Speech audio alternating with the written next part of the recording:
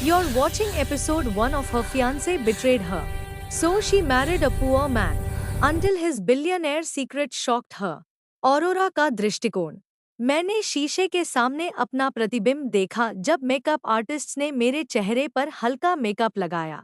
Makeup artists, miss area और उनकी सहायक एलेन, मुझे चिढ़ाना बंद नहीं कर रही थी कि मैं कितनी खूबसूरत और हॉट लग रही थी, और मैं उनके साथ हंसने से खुद को रोक नहीं सकी। मिस सेरिया ने मेरे होठों पर लिप ग्लॉस लगाया जबकि एलेन ने मेरी सफ़ेद फिटेड गाउन की जिप बंद की। वे दोनों मेरे पीछे खड़ी हुईं और मेरे प्रतिबिंब को घूरने लगी, जबकि मैंने भी वैसा ही किया।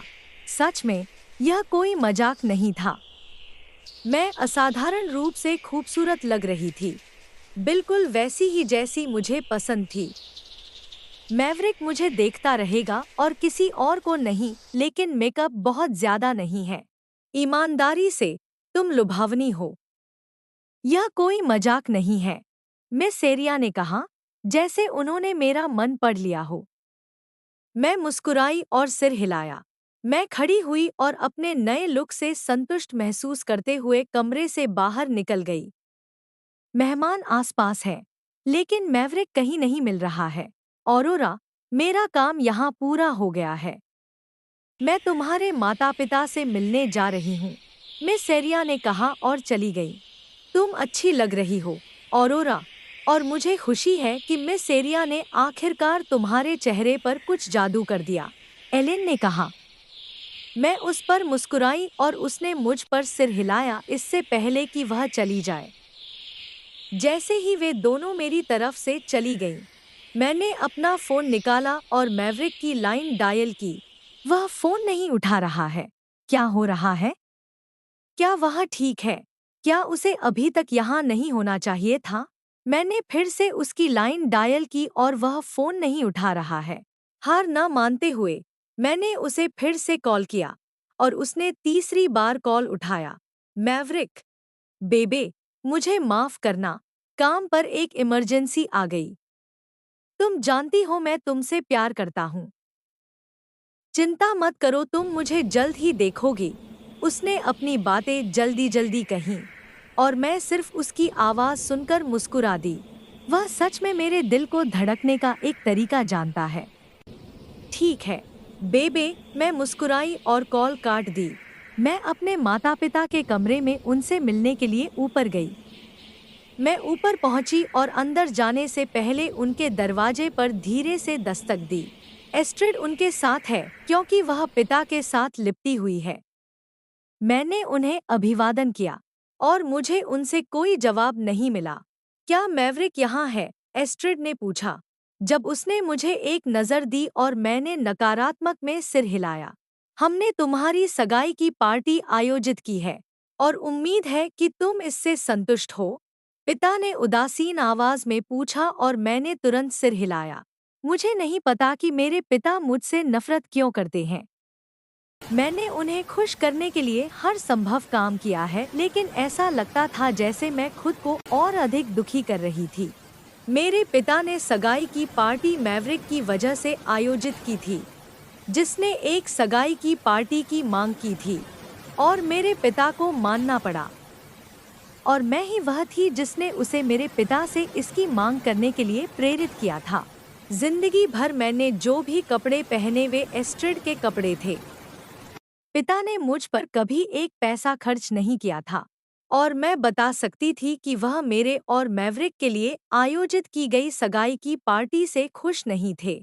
क्या तुम यहाँ हमेशा के लिए रहने वाली हो या बाहर निकलोगी? एस्ट्रिड ने मेरे विचारों को बाधित करते हुए पूछा। मैंने अपनी पलकें झपकाईं और कमरे से बाहर निकल गई। मैं उन्हें खुश करने के लिए क्या कर सकती हूँ? मेरा परिवार मुझे भावनात्मक रूप से क्यों प्रताड़ित करता है? ये सवाल मेरे दिमाग में घूम रहे थे और मुझे नहीं पता कि कब मेरी आंखों से एक आंसू टपक गया। एक नौकरानी गुजरी और गलती से मेरे सफ़ेद गाउन पर एक पेय गिरा दिया। नौकरानी ने व्यंग्य किया। मेरी गलती नहीं है। अगली बार तुम्हें मेरा रास्ता नहीं रोकना चाहिए, उसने कहा और चली गई। खैर, मैं उसे दोष नहीं देती। मेरी सौतेली माँ ने उन्हें मेरे साथ ऐसा व्यवहार करना सिखाया और इस घर में किसी ने मुझे सम्मान नहीं दिया। मुझे अपने चेहरे पर पानी टपकता हुआ महसूस हुआ और मैंने अपने गाल को छुआ तो आंसू देखा।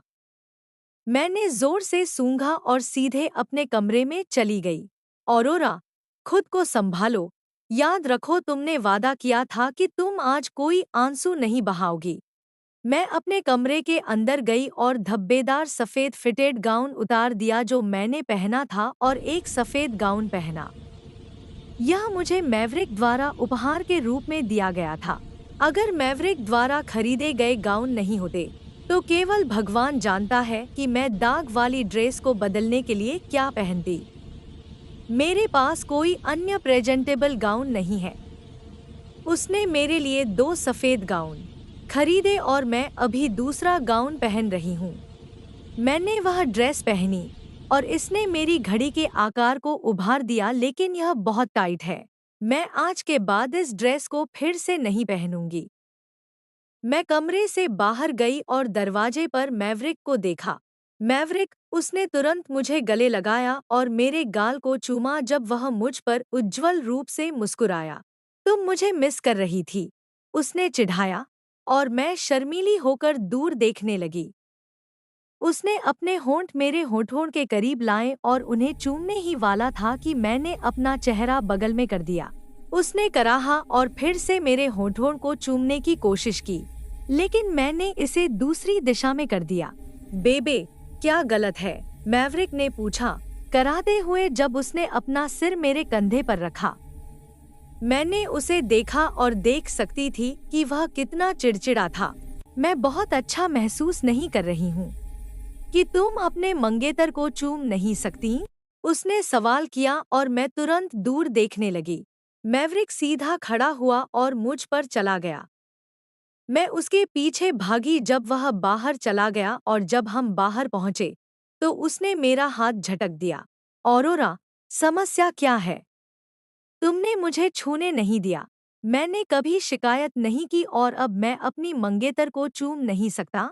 उसने तड़का और मैं समझ सकती थी कि वह मुझ पर गुस्सा था। मैवरिक ने अपना हाथ मेरे कंधे पर रखा और अपना चेहरा मेरे करीब लाया। क्या तुम मुझसे नाराज हो? मैंने पूछा और उसने मेरे कंधे पर सांस ली। जाओ और मेहमानों का स्वागत करो, उसने कहा और मैंने नकारात्मक में सिर हिलाया। वह उस पर गुस्सा है, लेकिन क्या वह मेरे साथ थोड़ा धैर्य नहीं रख सकता? हम 1 साल से साथ हैं और हमारी शादी अगले 3 महीनों में है। क्या वह थोड़ा धैर्य नहीं रख सकता? यह लगभग 3 महीने हो गए हैं। हमने शादी की रात तक इंतजार करने पर सहमति जताई थी और शादी तेजी से आ रही है। क्या तुम मेरे साथ थोड़ा धैर्य नहीं रख सकते? मैंने कहा और उसके मुंह से एक कराह निकली। मैं कोशिश करूंगा, बाद में बात करते हैं। मुझे काम है, मैवरिक ने कहा और चला गया। मैवरिक, मैंने बुलाया। उसका फोन बजा और मैंने उसके फोन स्क्रीन पर एक महिला की धुंधली तस्वीर देखी। उसने मुझे देखा और बाहर चला गया। जारी, औरोरा का दृष्टिकोण। मैवरिक के गायब होने के बाद मुझे दुख हुआ, लेकिन वह मुझे क्यों नहीं समझ सकता? मैं उसे बुलाना चाहती थी और पूछना चाहती थी कि वह हमारी सगाई के दिन व्यस्त क्यों है, इससे पहले कि मैं बोल पाती, लेकिन वह पहले ही गायब हो गया था। हाल ही में मैवरिक अजीब व्यवहार कर रहा है। यह एक नंबर है जो उसे बार बार कॉल करता है और मुझे यकीन है कि यह वही नंबर था जिसने उसे अभी कॉल किया। मैं मैवरिक से अपने पूरे दिल से प्यार करती हूँ, लेकिन हाल ही में वह उदासीन व्यवहार कर रहा है, रिश्ते को एकतरफा बना रहा है। क्या वह संभवतः प्यार से बाहर है? वह बस व्यस्त है और मेरा दिमाग बस ज्यादा प्रतिक्रिया कर रहा है। मेहमान इंतजार कर रहे थे और मैं उन्हें इंतजार नहीं करवाना चाहती थी। मुझे अपनी उदासी को छिपाने के लिए मुस्कुराहट लगाकर उनका अभिवादन करने के लिए वापस अंदर जाना पड़ा। पार्टी जारी रही, लेकिन हर बार जब मेरा दिमाग मैवरिक के निराश चेहरे पर वापस गया, तो मेरा दिल चुभा और मैं आह भरती रही। मैंने मेहमानों का विनम्रता से अभिवादन किया, भले ही मुझे अंदर से रोने की इच्छा हो रही थी। मैं भीड़ के बीच घूमी, सिर हिलाती और मुस्कुराती रही जैसे कि कुछ भी गलत नहीं था, भले ही हर मुस्कुराहट जबरदस्ती महसूस हुई। मैं रसोई में शराब का एक गिलास लेने गई जब मुझे अपनी कोहनी में तेज दर्द महसूस हुआ और मैं मुड़ी तो एस्ट्रिड को मुझे घूरते हुए देखा। उसने मुझ पर एक छोटा कांच का घन फेंका जिससे मेरी कोहनी पर चोट लग गई।